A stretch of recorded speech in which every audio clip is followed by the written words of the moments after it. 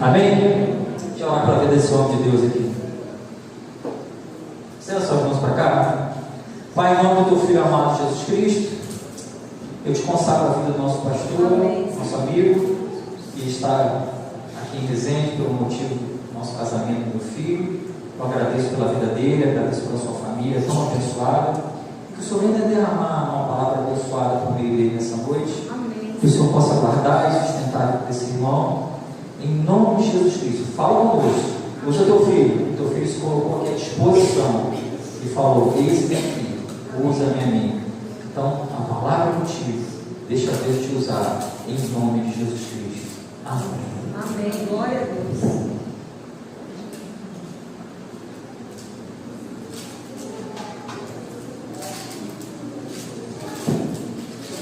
Graças para o Senhor Jesus, amém, irmãos?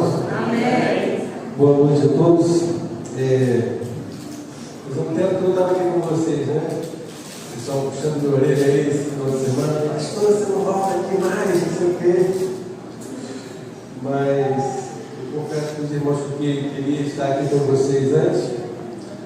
Mas aprova o Senhor, obrigado, mano. Valeu. Que isso? Como isso aqui? Mas é um prazer estar aqui com vocês mais uma vez. Queria estar antes, mas eu creio que é da vontade do Senhor esteja com vocês aqui nessa noite.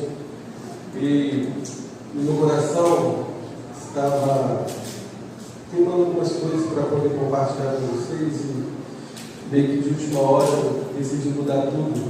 Não sei porquê, mas eu creio que de alguma forma a vida dos irmãos vai ser edificada nessa noite, amém? Não por causa de mim, mas por causa da mensagem que nós carregamos, por causa da palavra que nós levamos. E eu queria também louvar a Deus pela vida dos irmãos, cada um de vocês. Me sinto muito amado por essa igreja, me sinto muito amado pelos irmãos. Vou começar pelo nosso pastor, Anderson e sua família. Eu tinha outra pessoa melhor para poder confiar vocês no seu pastor, no seu sua família, né? Missionário também. Amo muito vocês, falam a verdade no momento, falam de coração. E quero aproveitar também dessa palavra de afeto para vocês, dizer que eu os amo no amor de Cristo, amém? A gente não pode cansar de dizer isso, não. Se a gente já parar de manifestar amor uns para com os outros, a gente perde toda a razão de ser igreja. Então, o que faz a gente estar aqui nessa noite é o amor que temos uns pelos outros e o amor de Deus. Amém? E é isso que me faz compartilhar a palavra com você nessa noite. Eu tenho muito orgulho daquilo que vocês são no Senhor. Me alegro de quem vocês são no Senhor. Vocês são uma obra que o Senhor, Ele começou. E essa obra o Senhor Ele vai terminar. Você pode ver às vezes as coisas meio bagunçadas, meio pela metade, né? Mas a obra que Ele começou nesse lugar, Ele vai terminar. E vocês vão ser plantados no Senhor para a glória do nome dEle. Prepare o coração de vocês para vocês desfrutarem de coisas maravilhosas nele. Preparem o coração de vocês para vocês desfrutarem, sabe, de experiências tremendas com o Espírito Santo. Prepare o coração de vocês para subirem no novo nível de maturidade, para subirem no novo nível de relacionamento. Se preparem para poder experimentar algo que vocês ainda não experimentaram, porque é isso que o Senhor tem para vocês nessa noite, é isso que o Senhor tem para vocês nesses próximos dias. Permaneçam, continuem, não se desesperem, não retrocedam, avance, porque o Senhor é com vocês. Amém? Vocês creem nessa palavra no nome de Jesus? Olha, eu quero compartilhar algo com vocês nessa noite. E é uma palavra um pouco difícil de compartilhar, e eu não estou aqui para poder mandar recado para ninguém. Meu objetivo nunca foi esse, não é esse. Mas existem algumas coisas que têm queimado no meu coração ao decorrer dos últimos tempos. O Senhor tem ministrado algumas coisas no meu coração que tem impactado, que tem, sabe, me feito olhar de uma maneira diferente, tem renovado a minha mente a respeito de algumas coisas. E eu fico me perguntando o que nós estamos fazendo como igreja, e a maneira como nós estamos edificando a igreja do Senhor. Então, eu não estou aqui para, sabe, simplesmente dar uma cajadada nos irmãos. Não é isso, esse não é o meu objetivo. Eu não sou melhor do que vocês, eu me incluo junto com vocês nesse propósito, sabe? Mas é como um pastor que cuida do rebanho, como alguém que ama as ovelhas e que quer livrar as ovelhas, sabe, de tantas coisas ruins, de tantos perigos que nós estamos passando nesses últimos tempos. Então, no nome de Jesus, ao ouvir cada palavra, a ser liberado cada palavra no seu coração nessa noite, apenas você seja como um coração aberto ao Senhor, não a mim, mas um coração aberto ao Senhor, aquilo que Ele quer falar com você, aquilo que Ele quer ministrar ao seu coração, aquilo que o Senhor Ele quer alinhar, não apenas de uma maneira individual, mas de uma maneira coletiva para todos nós como igreja. Porque existem coisas que o Senhor Ele quer mudar nesses dias. E eu fico me perguntando porque há pouco tempo atrás a gente passou por uma pandemia e o Senhor Ele simplesmente Ele parou tudo. E depois que as coisas meio que voltaram ao normal, a gente voltou a fazer as mesmas coisas que fazíamos antes e não revemos alguns conceitos, algumas práticas, alguns pensamentos que são colocados dentro da vida da igreja, mas que precisam ser tratados, precisam ser levados à luz da palavra e precisam ser alinhados. Amém?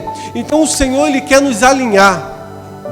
O Senhor Ele quer nos direcionar.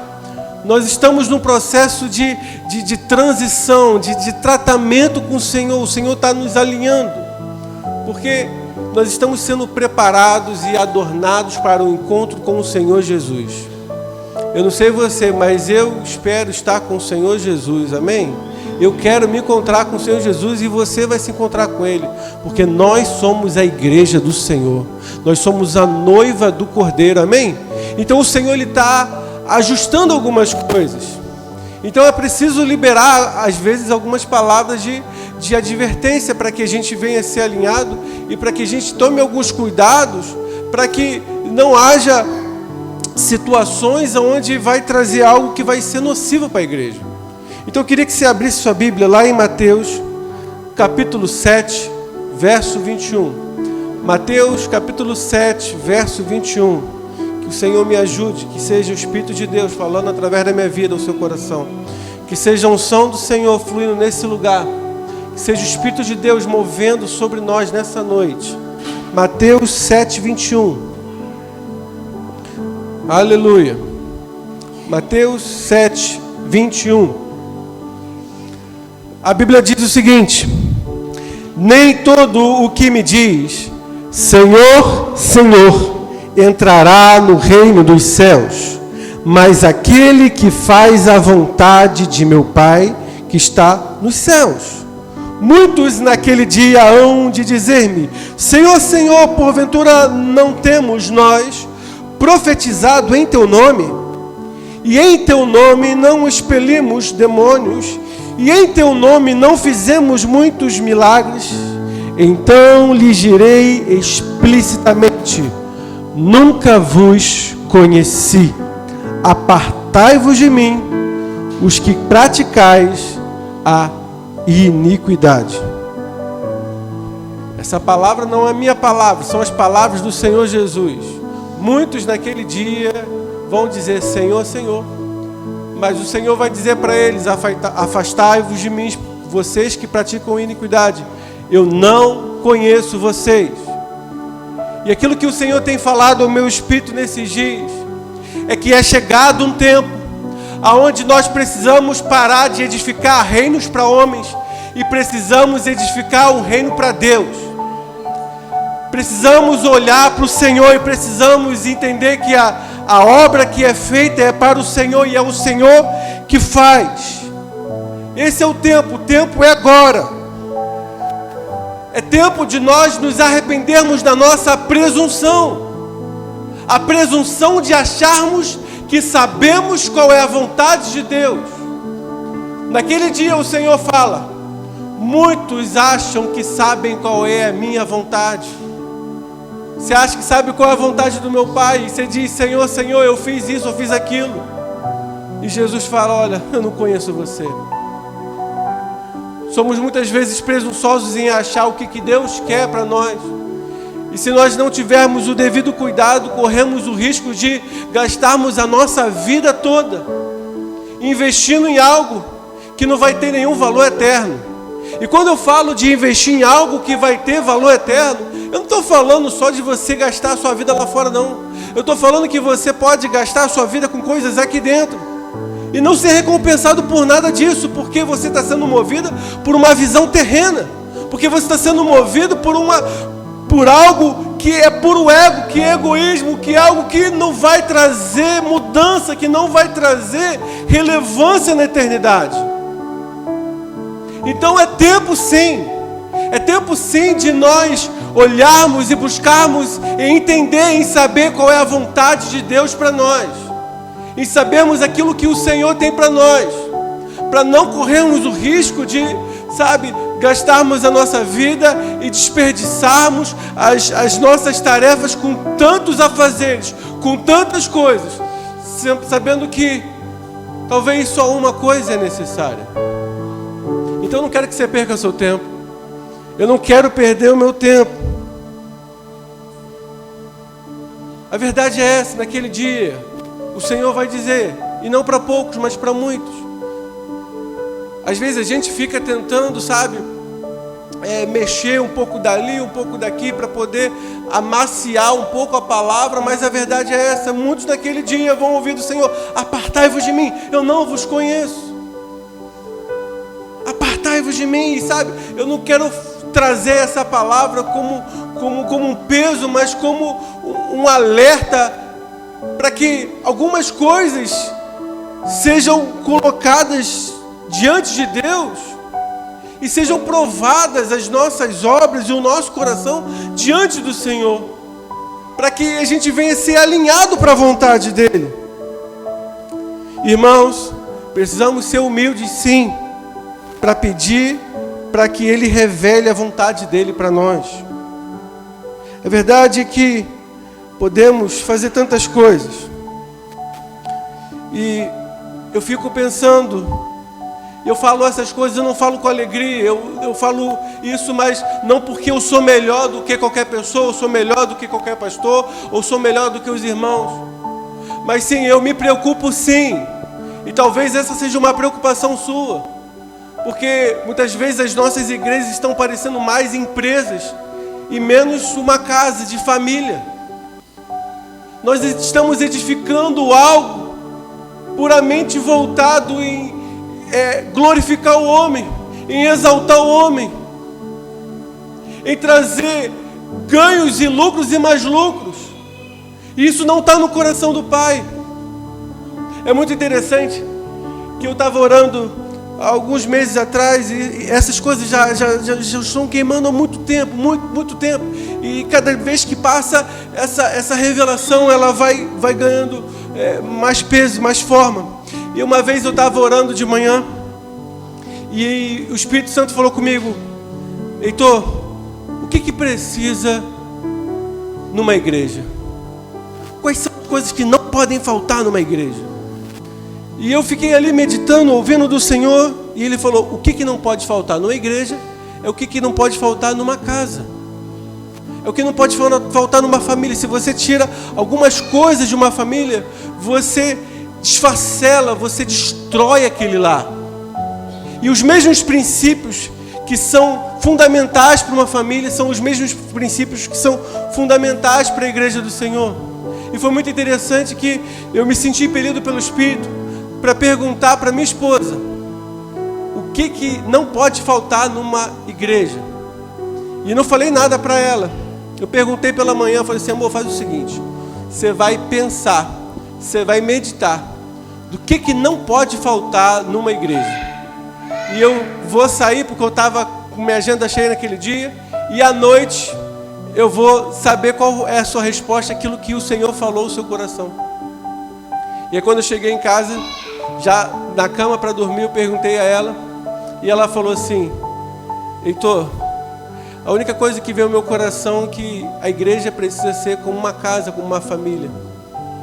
Porque a família é um lugar onde a gente alimenta os filhos, é onde a gente se protege, é um lugar de segurança, é um lugar onde você habita, é um lugar onde você desfruta, é um lugar onde você cuida, onde você é cuidado, é um lugar onde você é aceito, é um lugar onde você é amado, é um lugar onde você é ensinado. E isso é a igreja do Senhor. E se a gente tira essas coisas da igreja do Senhor, a gente acaba, sabe, matando o corpo de Cristo, matando os membros do corpo de Cristo. E a coisa mais triste é quando o membro sofre, porque quando o membro sofre, todo o corpo sofre junto. E você vai ver que o trabalho, eu não estou dizendo que não tem que ter trabalho na igreja, trabalho sempre vai ter trabalho. Mas o trabalho que tem na igreja, quer dizer, o trabalho que tem numa empresa, é um trabalho diferente do trabalho que tem em casa. Em casa você tem que lavar a louça, lavar aquela cueca freada, né? Não tem cueca freada aqui dos irmãos não, né? Misericórdia. Tem que fazer as coisas. Tem os afazeres, tem uma rotina. O marido tem que ajudar a esposa em casa, amém? Pô, as irmãs aqui estão... Amém, né? Aleluia, o Senhor falando aí. Entende? Não é ajudar dando mais trabalho. Então, tem um trabalho dentro de casa. Existe uma rotina. Mas é uma rotina, é algo que é um trabalho diferente de um trabalho de negócio. Porque no negócio você quer sobressair, você quer se destacar. No negócio, se você não ganhar aquela promoção, o outro vai ganhar no seu lugar e você vai disputar com a outra pessoa. E igreja não é isso. No trabalho, se você não estiver rendendo, se você não estiver dando resultado, você é mandado embora. E quantas vezes dentro da vida da igreja a gente é aceito? Quantas vezes na vida da igreja a gente valoriza só quem dá resultado? Só quem está trabalhando. E eu não sou contra o trabalho. Eu não estou dizendo para a gente ficar relaxado, que agora ninguém vai fazer nada. Não é isso. Mas é o que move a gente. É o que faz a gente trabalhar para o Senhor. É o nosso ego, é a nossa glória, ou é a glória de Deus? É tempo de nós nos voltarmos para o Senhor e entender que mais importante do que a nossa obra é a obra de Cristo na cruz do Calvário. Então nós não podemos fazer da igreja um balcão de negócio, nós não podemos fazer da igreja um lugar onde cada um faz o que quer. Não podemos fazer mais isso. Pastor, isso está acontecendo aqui? Não estou falando que está acontecendo aqui, mas está acontecendo em outro lugar. Nós estamos incluídos no mesmo corpo, não existem igrejas, existe uma igreja, é uma igreja que sobe, é uma noiva, não são várias noivas. E se nós queremos de alguma forma que uma realidade dentro da igreja venha acontecer e mudar, a mudança precisa acontecer primeiro na gente, para que a gente venha a ser essa influência e esse testemunho daquilo que Cristo está fazendo. Então, irmãos, é tempo sim de algumas coisas mudar, porque valorizamos muito o fruto do trabalho, mas nós nos esquecemos de valorizar o fruto do arrependimento, de uma vida transformada. Valorizamos os talentos que atraem os homens, mas nós nos esquecemos de valorizar. Nós desprezamos o caráter de Cristo que o Senhor aprova. Queremos pessoas talentosas, mas nos esquecemos que o que vai mudar essa geração e o que vai trazer salvação ao perdido é as pessoas olharem para nós e verem a Cristo. É as pessoas olharem e ver aquele cara se parece com Jesus. Aquele cara fala como Jesus. Aquele cara trata a esposa como Jesus. Aquele cara trata os filhos como Jesus. Aquele cara trata os irmãos como Jesus. Então é tempo sim de deixarmos o Senhor fazer uma obra em nós. É tempo sim. E aí, qual o problema? Que o Senhor falou comigo. É que a gente pode esconder algumas coisas, sabe? A gente pode esconder a nossa superficialidade. Nós podemos esconder a nossa falta de realidade espiritual com uma coisa chamada obras. Muitas vezes as nossas obras estão escondendo muitas coisas da gente. E aquelas pessoas de Mateus 7, eles fizeram isso. Senhor, porventura nós não fizemos muitos milagres. Nós não profetizamos. E tem coisas que são escondidas diante daquilo que você está fazendo. Deus mais interessado no trabalho que você pode dar e fazer. Ele está interessado no seu coração. Ele está interessado na realidade de quem você é de verdade. Não numa aparência. Não uma cara, uma roupagem de crente. É crente de verdade.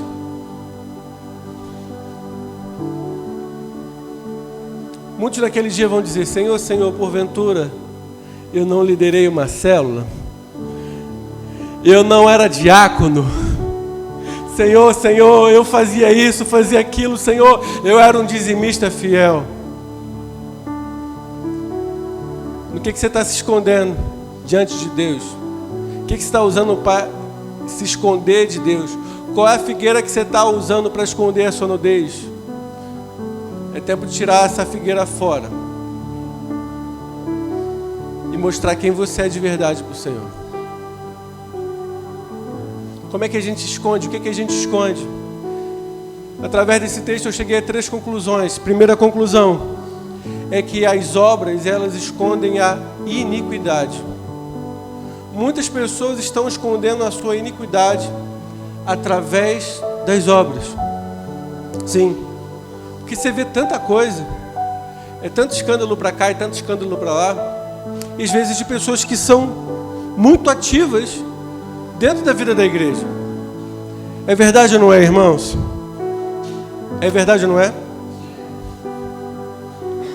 E o que é a iniquidade? A iniquidade está ligada, atrelada a uma palavra chamada prática. Prática. Ou seja, é um hábito que se tornou recorrente na vida daquela pessoa. E o apóstolo João, ele diz que todo aquele que é nascido de Deus, ele não vive na prática do pecado. Ou seja, o que isso quer dizer? Tem muita gente dentro da vida da igreja que não é igreja. Por quê? Porque ainda não nasceu de novo. Tem pessoas que precisam se nascer de novo. Tem gente que está trabalhando, tem gente que está fazendo um monte de coisa para Deus, mas precisa nascer de novo, precisa se arrepender dos seus pecados e dizer: Senhor, eu sou um pecador miserável, tem misericórdia de mim, perdoa os meus pecados, eu não quero viver mais essa realidade de vida. E aí, para poder esconder toda aquela estrutura, para esconder o trato, como lidar com as coisas e com as pessoas, eu vou trabalhar para Deus. Porque se eu trabalhar para Deus, eu vou ser aceito. Algum tempo atrás eu ouvi uma esposa reclamando assim para algumas pessoas, alguns irmãos na igreja, falando assim: olha, meu marido na igreja é maravilhoso, em casa ele é um traste, não vale nada, não aguento ele. E aí passou-se alguns dias, aí quando eu fui ver, aquele marido, ele foi fazer o seminário pastoral.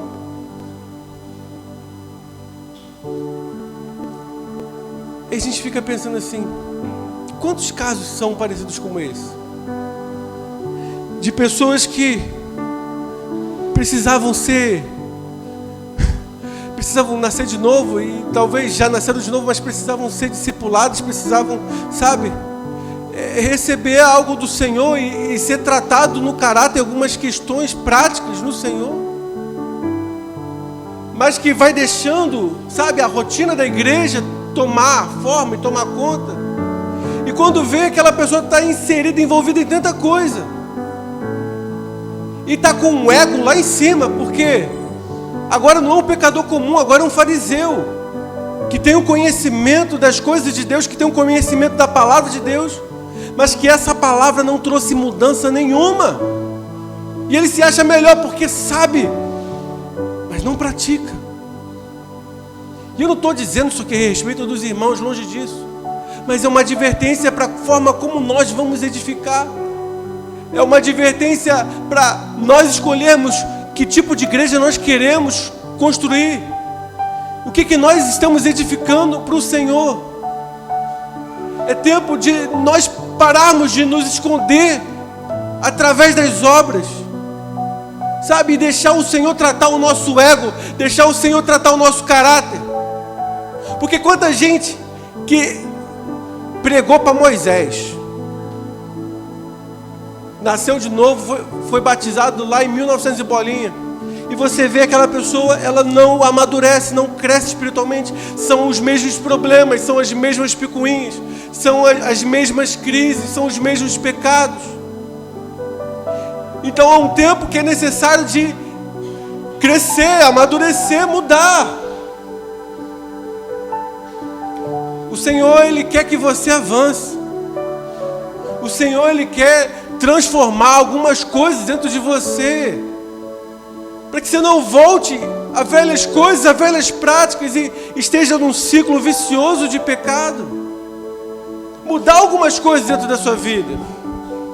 E eu falo isso não como, uma tarefa impossível para você, daquilo que eu tenho que fazer e um esforço, descomunal que eu preciso ter para mudar de vida, mas é liberar no seu coração uma fé para que você creia que o pior dos pecadores há esperança, que para o crente, o irmão ou a pessoa lá fora mais suja, mais cheia de pecado, há esperança, a cura, a transformação, a salvação para essa pessoa. A cruz de Jesus é maior do que o seu pecado. O amor de Deus é maior daquilo que você pode fazer. O problema é que nós queremos nos justificar, mas Romanos diz que é Deus quem nos justifica. Ou você vai viver uma vida de desculpa, ou você vai viver uma vida de, não aconteceu isso, eu faço isso porque eu sou assim, porque eu sou assado, ou você vai reconhecer quem você é e falar: Senhor, tem misericórdia de mim, muda a minha vida, muda a minha história. Eu creio que o Senhor pode fazer de mim alguém novo no Senhor. Eu creio que o Senhor pode fazer de mim um homem de Deus, uma mulher de Deus. Deus não chamou apenas o pastor para ser homem de Deus. Deus chamou um corpo para se revelar e para se manifestar lá fora. Não é são os membros de Cristo que vão manifestar a vida de Deus. É na unidade nossa como corpo de Cristo que lá fora as pessoas vão conhecer o Senhor. Por isso é necessário que todo o corpo cresça, que todos nós avancemos, que todos nós nos deixemos ser tocados e transformados pelo Senhor. Então não adianta você querer liberar uma palavra profética se antes a palavra profética não foi liberada no seu coração. Não adianta você querer expulsar demônios de outros se antes você não experimentou a libertação na sua vida. Não adianta você querer operar milagres se antes o maior milagre da salvação não foi operado em você. Para que usar o nome de Jesus se esse nome que nós estamos usando for para nossa vaidade, para glorificar o nosso ministério, para glorificar o nosso nome. Não é isso que o Senhor, Ele nos deu autoridade para usar o nome dEle. Nós usamos o nome de Jesus, nós fazemos em nome de Jesus para glorificar as obras do Pai, não para glorificar as nossas obras. Glorificamos a obra do Filho, não a nossa obra, não a minha obra. Não me envaidecer, não me engrandecer do quanto que eu sou bom, do quanto que eu faço, do quanto que eu aconteço, mas engrandecer o nome do Senhor Jesus. Lucas 6:39, Jesus, Ele fala o seguinte: pode porventura um cego guiar outro cego? Não cairão ambos no barranco? O discípulo não está acima do seu mestre. Todo aquele, porém, que for bem instruído será como seu mestre. Por que vês tu o argueiro no olho de teu irmão, porém não reparas na trave que está no teu próprio olho? Como poderá dizer ao teu irmão: deixa que eu tire o argueiro do teu olho, não vendo tu mesmo a trave que está no teu? Hipócrita, tira primeiro a trave do teu olho, então verás claramente para tirar o argueiro que está no olho do teu irmão. Quantas vezes nós estamos fazendo isso de uma maneira impensada? Nós temos agilidade para poder ver o pecado na vida do outro. Somos, intransigentes, rápidos em condenar os nossos irmãos, mas somos tão lentos para poder ver o pecado que está em nós.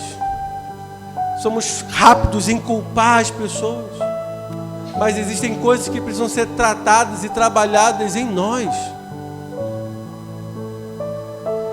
Eu ouvi uma história de um cara chamado Tio Gun. Ele era um assassino, matou muita gente lá nos Estados Unidos. E aí teve um dia que a polícia, buscando ali encontrar aquele homem, já estava sendo procurado há muito tempo. E aí encontraram ele, sabiam que ele estava no apartamento dele, e ele se esconde atrás do sofá. E toda a polícia de Nova York, atrás daquele homem muito procurado, muito famoso, na década de 30 ali. E ele começa a trocar tiros com a polícia. E começa a trocar tiros ali e tal. E ele tinha uma jaqueta, e na jaqueta dele tinha uma carta. E até que aquele homem foi baleado e conseguiram prender ele. E aí depois pegaram aquela carta que estava ali na jaqueta daquele homem. E viram que ele escreveu ali falando algumas coisas, dizendo: olha, eu sou um bom homem, eu não fiz nada, eu sou uma boa pessoa, eu tenho aqui a minha namorada, eu tenho um bom coração, é porque as pessoas não me compreendem. E ele contando, toda a história dele, justificando. E um dos crimes dele é que certa vez ele estava andando de carro com a sua namorada, e aí o guarda parou ele, pediu os documentos. Ele não gostou que o guarda pediu os documentos, e ele foi e baleou ali o guarda, e matou o guarda, só por causa disso, só porque pediu os documentos. Eu não sei que os irmãos aqui que são policial, quantas pessoas que são presas e falam assim: não, mas eu sou bonzinho, eu não fiz nada, eu não sou uma pessoa tão ruim assim não, poxa, coitadinho de mim. Eu fico pensando, se um bandido, matador, ele consegue olhar para si e ver o quanto que ele é bonzinho, o quanto que ele não fez nada, imagina a gente que nunca foi preso. Imagina você que nunca matou ninguém. É muito difícil a gente ver quando tem alguma coisa errada dentro da gente. Entende? Então, a gente precisa deixar o Senhor trabalhar algumas coisas dentro da gente. Antes de você fazer uma obra para Deus, você precisa deixar o Senhor fazer uma obra na sua vida. A sua obra, a minha obra nunca vai ser maior do que a obra de Cristo. O melhor fruto que você pode dar na vida da igreja não são as vidas que você alcança. Não são quantas pessoas você ganhou. Não são os resultados do seu ministério. Esse não é o maior fruto que você pode dar. O maior fruto que você pode dar é o fruto do Espírito. É o fruto que manifesta a vida de Deus em você. E é muito interessante que lá em Mateus 11:11, Jesus ele disse que naquele tempo não havia nenhuma pessoa nascida de mulher maior do que João Batista. E todo aquele que estava no reino de Deus era maior do que João Batista. Mas todo nascido de mulher, João Batista era o maior. Mateus 11:11 diz: em verdade vos digo, entre os nascidos de mulher, ninguém apareceu maior do que João Batista. Mas o menor no reino dos céus é o maior do que ele. É muito interessante, sabe por quê? Pensa comigo. Jesus está dizendo que João Batista era maior do que Elias. João Batista era maior do que Eliseu, era maior do que Moisés, era maior do que Davi, era maior do que Isaías, era maior do que tantos outros grandes homens de Deus. Homens que fizeram milagres, que curaram, que ressuscitaram. Davi que profetizou a respeito da morte de Cristo. Isaías que é o profeta messiânico que mais revelou Cristo. João Batista é maior do que todos esses. E sabe qual a mensagem que João Batista carrega? É a mensagem de arrependimento. Quantos milagres João Batista fez? Quantas curas ele operou? No que o ministério de João Batista consiste? Em uma mensagem: se arrependa, se arrependa, dê fruto digno de arrependimento. Se você fizer qualquer coisa para Deus, não importa o tamanho do milagre que o Senhor venha operar, o que você venha fazer, não importa o tamanho da obra que você faça para Deus, se não houver fruto de arrependimento, você é menor do que João Batista. E nós só somos maiores do que João Batista no reino dos céus, porque nós somos membros do corpo de Cristo e nós estamos incluídos em sua obra. E que a nossa vida em Deus começa com uma coisa chamada arrependimento. Então, meu irmão, talvez seja tempo de nós nos humilharmos diante de Deus, confessar a nossa realidade no Senhor. É tempo de fazer a vontade do Pai. É tempo de fazer a vontade do Pai.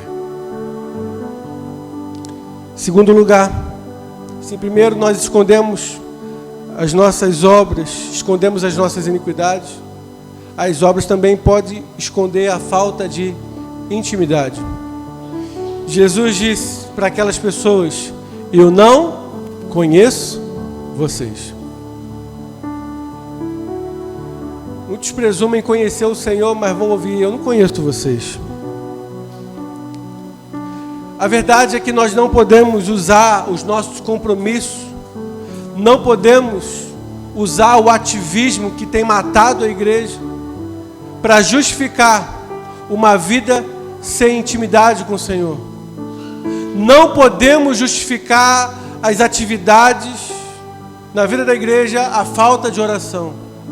Infelizmente, a oração para a igreja se torna apenas um evento. A oração na vida da igreja se tornou apenas uma reunião, se tornou apenas uma atividade. Quando tudo aquilo que nós fazemos ou deveríamos fazer no Senhor deveria ser com base numa vida de oração. Somos rápidos para fazer tantas coisas, somos rápidos para falar tantas coisas, mas na hora de orar a gente tem tanta preguiça. E eu não estou falando isso para, acusar você, mas para mostrar que tem alguma coisa errada. Eu não quero ser assim. Eu não quero fazer as coisas no automático. Eu não quero que a vida com Deus seja um fardo, seja um peso. Estar com o Senhor tem que ser um prazer. E quando nós perdemos o prazer de comer do Senhor, isso mostra doenças, mostra que nós estamos doentes. A nossa falta de apetite pelo Senhor mostra que tem alguma coisa errada. Então, se você de alguma forma vê que alguma coisa não está ajustado, o que você tem que fazer? Fala assim: Senhor, alinhe meu coração para Ti. Gera fome no meu coração. Senhor, o estar com você é o que tem que nos mover. Quando eu fui para Campo Grande, eu fiquei alguns meses sem estar envolvido em nenhum ministério. A Sara estava para nascer, e há uma pressão muito grande naquilo que você tem que fazer. Falo de modo geral, as pessoas de modo geral. A gente mesmo se pressiona: eu tenho que trabalhar na obra, eu tenho que fazer algo para o Senhor. E eu aprendi algo em Deus naquele tempo, que o Senhor falou para mim: Heitor, você não é movido por ministério, você é movido pela minha presença. Sabe o que isso significa? Que tem gente que só vai gastar tempo com Deus em oração se ele tiver algum compromisso na igreja. Se você tira a célula daquela pessoa, aquela pessoa não lidera mais uma célula, ela para de orar. Se ela não tem mais nenhum compromisso, a vida dela com Deus para. E toda intimidade, todo relacionamento que ela tem com Deus está pautado nas reuniões coletivas. Então, no nome de Jesus, meu irmão, é tempo de nós, de fato, conhecermos o Senhor, de estarmos sensíveis ao toque do seu coração, de saber qual é a vontade dEle. Se não estivermos íntimos e próximos, vamos presumir que sabemos a sua vontade, mas podemos estar muito longe daquilo que está no coração dEle. Então é tempo de nós nos aproximarmos, de nos achegarmos a Ele, porque se nós nos achegarmos a Ele, Ele nos achegará a nós. Então é tempo de nós estarmos preocupados em conhecer o Senhor e fazer a vontade dEle. E é muito interessante, o que é fazer a vontade de Deus? O que é fazer a vontade de Deus? Certa vez Jesus estava ali conversando com os discípulos e ensinando e ministrando na vida da sua família da fé. E aí chega a sua mãe, os seus irmãos, e manda alguém chamar Jesus lá dentro daquela casa e fala: Jesus, a tua mãe e teus irmãos estão te chamando lá fora. E aí Jesus fala assim: olha, meus irmãos, minhas irmãs, são esses aqui, esses que fazem a vontade do Pai. E o que é fazer a vontade do Pai? Fazer a vontade do Pai é ouvir. A verdade é que nós estamos distraídos com tantas vozes, ouvimos tantas coisas, temos tempo para tantas coisas, mas é necessário parar tudo e ouvir o Senhor. Jesus fala: as minhas ovelhas ouvem a minha voz e me seguem. As ovelhas do Senhor conseguem discernir, saber quando é o pastor que está falando. Quando eu falo que é o pastor que está falando, não é o Anderson nem o Heitor, mas é o próprio Senhor Jesus. Você precisa ter experiências de ouvir o Senhor. O que vai curar você, o que vai libertar você, o que vai te tirar do marasmo, o que vai transformar a sua vida, o que vai transformar a sua casa, é a palavra de Deus liberada. É o Espírito Santo falando no seu coração. Nem só de pão viverá o homem, mas de toda a palavra que procede da boca de Deus. Sabe por que tem muita gente faminta? Sabe por que tem muita gente morrendo? É porque está faltando palavra de Deus. E você está esperando a palavra de Deus através dos homens.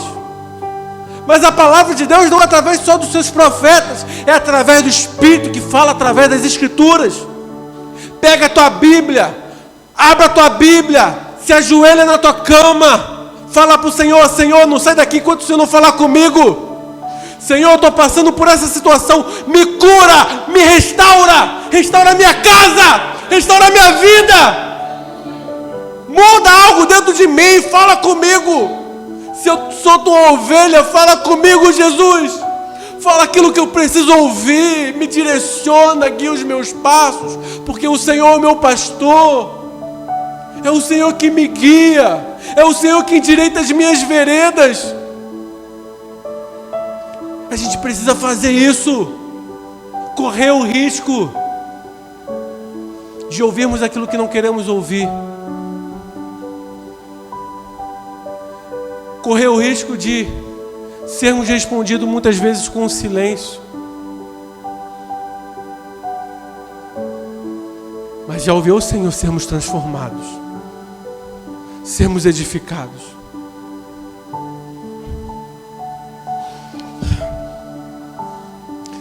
Lembra de Marta e Maria? Mais uma vez, quem é a família de Jesus? A família de Jesus é quem faz a vontade do Pai.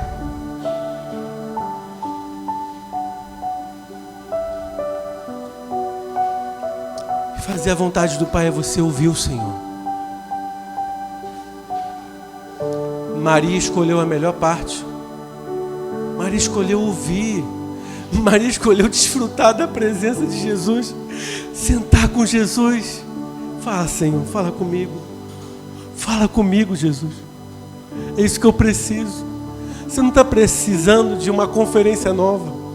Você não está precisando de grandes eventos.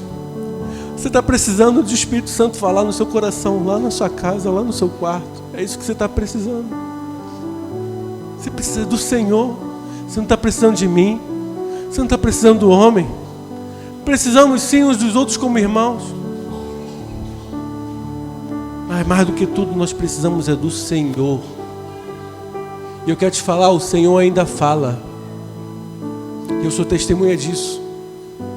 O Senhor ainda fala. Se esses são dias, como nos dias de Eli, de poucas visões, de poucos momentos onde Deus fala, eu quero declarar, o Senhor, Ele quer levantar Samuéis, para que essas visões, para que essas palavras não sejam, restritas, não sejam poucas, mas seja algo comum, seja algo constante no nosso meio. João 6:28, Jesus disse, perguntaram para Jesus, que faremos para realizar as obras de Deus? Você quer fazer a obra de Deus? Você quer fazer a obra de Deus? Amém? Ele responde, a obra de Deus é essa, que creias naquele que foi enviado. E não tem como você crer se você antes não tiver a experiência de ouvir. Você primeiro precisa ouvir do Senhor. A parte mais importante da sua oração não é o que você falou para Deus, mas é o que você ouviu de Deus. Então quando você recebe uma direção do Senhor, quando o Senhor fala com você, é isso que vai te sustentar. É isso que vai fazer a promessa se cumprir. É isso que vai te fortalecer, te dar ânimo para você permanecer, perseverar. É a palavra de Deus. Então precisamos ouvir o Senhor. Mas por último, para a gente terminar, existe uma coisa que nós fazemos com as nossas obras, existe algo que nós escondemos com as nossas obras. Nós escondemos as nossas obras com a falta de amor. A gente pega a falta de amor e a gente esconde com obras. É muito interessante lá em 1 Coríntios capítulo 13. Paulo diz, ainda que eu fale a língua dos homens e dos anjos, se não tiver amor, serei como bronze que soa, ou como símbolo que retine. Ainda que eu tenha o dom de profetizar, lembra lá de Mateus 7? Porventura nós não profetizamos?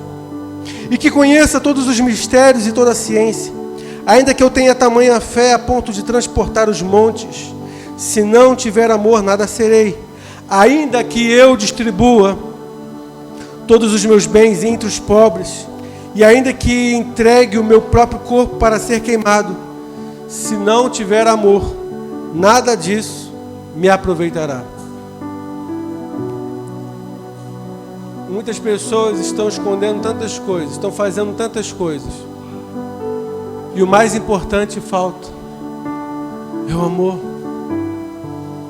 Infelizmente, a visão que nós temos a respeito de congregar é uma visão a respeito de estar inserido nas atividades da igreja, quando congregar de fato envolve estarmos unidos em um só amor, em um só batismo, em um só Espírito. O que nos une, ou o que deveria nos unir, é o amor de Deus. É o amor de Deus, é o afeto, é o singelo afeto uns pelos outros. É isso que nos une, é isso que liga cada membro do corpo de Cristo, o amor de Deus arraigado em nossos corações. Mas aí, para esconder tudo isso, fazemos tantas coisas. Mas se não tiver amor, nada rende, nada aproveita. Porque eu quero te falar, o mesmo apóstolo, ele fala que as nossas obras, elas vão ser provadas no fogo. E tem muita gente que vai ter feito tanta coisa, e aí o fogo vai me provar, e não vai ter nada de realidade espiritual. Vai ser só feno, palha, madeira, só obra humana, só esforço humano, só vaidade, só ego.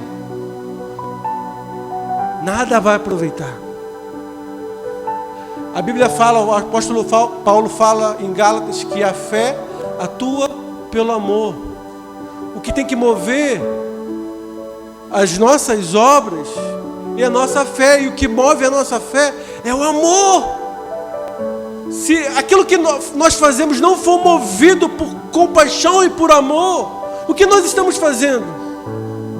Se quando você vê um enfermo e você não for movido por amor, não adianta você orar e ele ser curado. Não é só o resultado, é o processo que Deus se importa também. Deus não está preocupado com o que você vai fazer, mas Ele está preocupado o que você vai deixar Ele fazer em você. Não adianta você curar tanta gente se você não for curado antes. Deixa o Senhor te curar. Deixa o amor de Cristo ser derramado no seu coração. Seja sincero com Ele, porque eu faço isso. Eu falo, Senhor, quanto amor me falta. Quão insensível eu sou, eu preciso amar os meus irmãos. Senhor, eu preciso ter revelação do Teu amor por mim, eu preciso amar o Senhor, eu preciso amar a igreja. Porque senão tudo isso aqui é um faz de conta. Senão tudo isso aqui vira, sabe, um tremendo de um teatro. E aí não flui vida, não flui realidade, não flui nada. Não é isso que você quer. Não é isso que eu quero. Precisamos, de fato, estarmos ligados nesse amor de Deus. Precisamos pedir, Senhor, enche meu coração do Teu amor. Se não dá valor, mas essas orações rápidas, quando você está lavando a louça, quando você está dirigindo o carro, quando você está correndo, quando você está fazendo qualquer coisa, que você fala, Senhor, derrama amor no meu coração. Ela é tão poderosa. Não é só quando você para tudo, mas nesses momentos também o Senhor, Ele quer manifestar. Sabe, o que você precisa nesses dias? Do que carece o seu coração? É aquilo que Deus, Ele quer te dar. Se você vê que está faltando compaixão, é só você pedir, que todo aquele que pede, recebe. Senhor, enche meu coração de compaixão. Senhor, enche meu coração de graça. Enche minha vida do Teu Espírito. Você está se sentindo seco? Você está se sentindo um sepulcro caiado? Peça para que o Espírito dele venha ser derramado sobre a sua vida. E o Pai, Ele derrama tudo que pede. Tudo que pede, recebe. Apocalipse 2:5. Você vai ver Jesus, Ele dando uma advertência para a igreja de Éfeso. E eu vou ler com você, para a gente terminar, e você vai ver o seguinte. Olha só. Conheço as tuas obras, o teu labor como a tua perseverança. Te faço pergunta. A igreja de Éfeso trabalhava? Sim ou não? Sim ou não, irmãos? Muito ou pouco? Muito. Eles tinham labor. Trabalhavam muito. Suavam a camisa, davam o sangue. Olha o que diz. Eram pessoas sérias. Vocês não podem suportar homens maus, e que puseste à prova os que a si mesmos se declaram apóstolos e não são. Olha só que igreja séria. E os achaste mentirosos, e tens perseverança. Suportaste provas por causa do meu nome, e não deixaste esmorecer. Você gostaria de receber esse elogio do Senhor? Eu gostaria. Mas ele fala algo: tenho, porém, contra ti, que abandonaste o teu primeiro amor. Lembra-te, pois, de onde caíste, arrepende-te e volta à prática das primeiras obras. Se não vem a ti, moverei do seu lugar o teu candeeiro, caso não te arrependas. Eu estava numa festa de aniversário algumas semanas atrás, e aí eu estava conversando com um primo meu, e eu estava falando com ele: olha, cara, você já parou para pensar que a advertência que Jesus ele fala sobre que nos últimos dias o amor de quase todos se esfriariam é uma advertência para quem é discípulo? O amor está em quem? Está na igreja. O amor está em nós, amém? Você vai esperar que o amor vai se esfriar das pessoas lá fora? As pessoas lá fora têm o amor de Deus? Então o amor se esfriou de quem? Se esfriou do nosso meio. Eu falei assim: mano, você não tem esse temor no seu coração, não? De que se a gente deixar as coisas de qualquer jeito, a gente pode deixar esse amor se esfriar no nosso coração, mano. Aí ele falou assim: é verdade e tal. E aí ele falando: olha, lá na igreja, lá ele é de outra igreja, ele falou assim: tem uma multidão de gente que vai lá para poder ouvir. E tem algumas pessoas ali que são as mesmas pessoas que fazem o trabalho na vida da igreja, que servem. E aquilo ali me deixou assustado.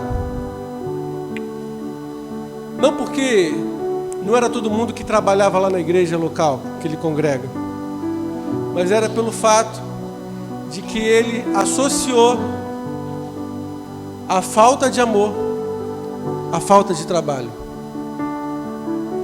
Você pode estar trabalhando, você pode estar se desgastando, você pode estar fazendo um monte de coisa, mas o amor, ele já se esfriou há muito tempo.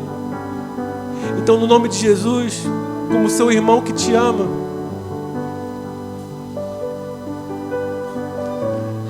eu te convido a você voltar às primeiras obras. Qual a primeira obra? A obra da cruz, a obra do amor de Deus, que Deus amou o mundo de tal maneira que deu o seu Filho unigênito para que todo aquele que nele crê não pereça, mas tenha vida eterna. Volte para a primeira obra. Volte para a obra do amor de Deus sobre a sua vida. Não deixe as obras esconder as coisas mais na sua vida. É tempo da gente ser crente de verdade no nome de Jesus. Amém? Vamos ficar de pé.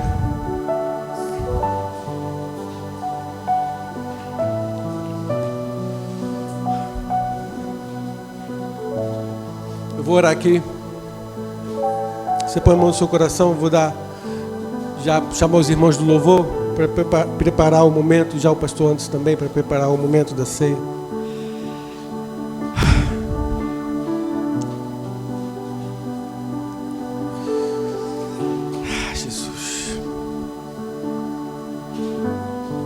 Misericórdia da minha vida.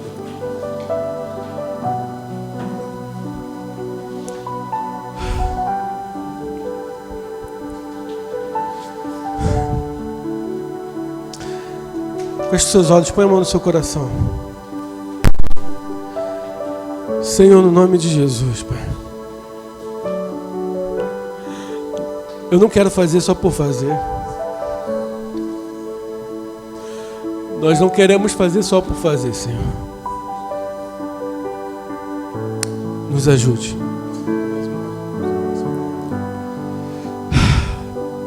Que sejamos movidos pelo Teu Espírito. Que o Senhor venha fazer em nós.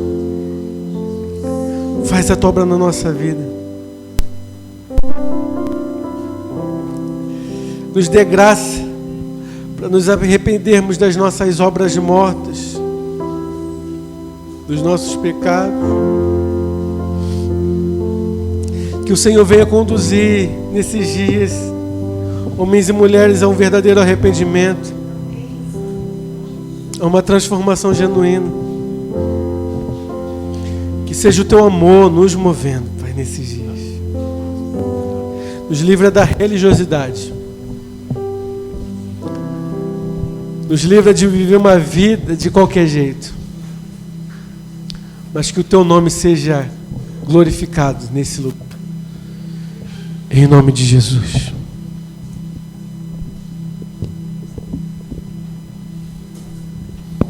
Amém, irmãos. Uma salva de palmas ao Senhor Jesus pela palavra. Amém.